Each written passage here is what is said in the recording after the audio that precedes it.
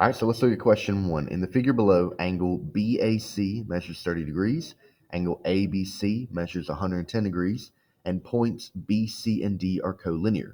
What is the measure of angle ACD?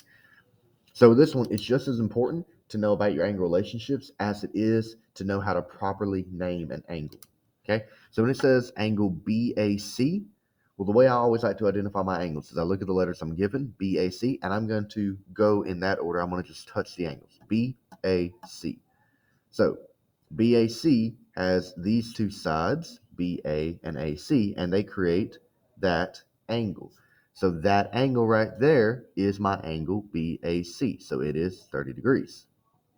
All right, then we have angle ABC. ABC right here. So this angle right here measures 110 degrees. And then it also tells me this little bit that B, C, and D are collinear, just meaning that this right here is indeed a straight line. Like some people might try to argue, well, what if there's a little bit of a dip in it from C to D? Well, no, they're saying that this is indeed a straight line. So what is the measure of ACD, which is this angle right here? That's what we're being asked for. All right, so with this problem, there's two main ways that you can tackle it. There's two main ways that I would teach this in class, okay? So I would say that if we just forget about that angle for a second and we just look at this triangle, well, I've got a 30 degree, 110 degree, and then another angle that I do not know. So if I want to figure out that last angle, I know that the three angles in a triangle add up to equal 180. So I could say that 110 plus 30, I'll give this another variable, let's call it y, plus y must equal 180. This is according to the triangle sum theorem, which states that all angles in any triangle must add up to equal 180. So if I combine these together, this will give me 140 plus y equals 180. And so this will give me that y must equal 40. Then, now that I know that this angle is 40, I also know that these two angles, y and x, since this is a straight line, these two angles are only separated by this one ray right here, that these two angles, x plus y, they are supplementary because they make a linear pair. So now that I know my value for y, I can say x plus 40 equals 180, and then I get x equals 140, and that would be my answer.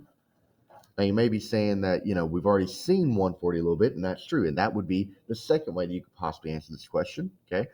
So if you are aware of this thing called the exterior angle theorem,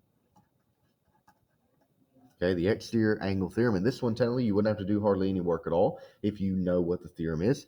So the exterior angle theorem states that if you have a triangle and then you extend one of the sides, okay, so the triangle itself stops there, but then they decided to extend that bottom side.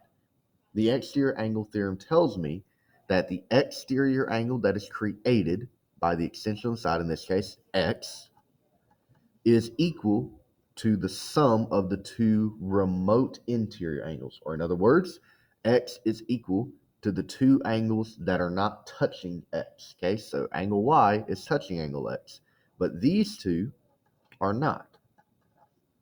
So this is what exterior angle theorem states, that we could just figure out our 140 that way as well.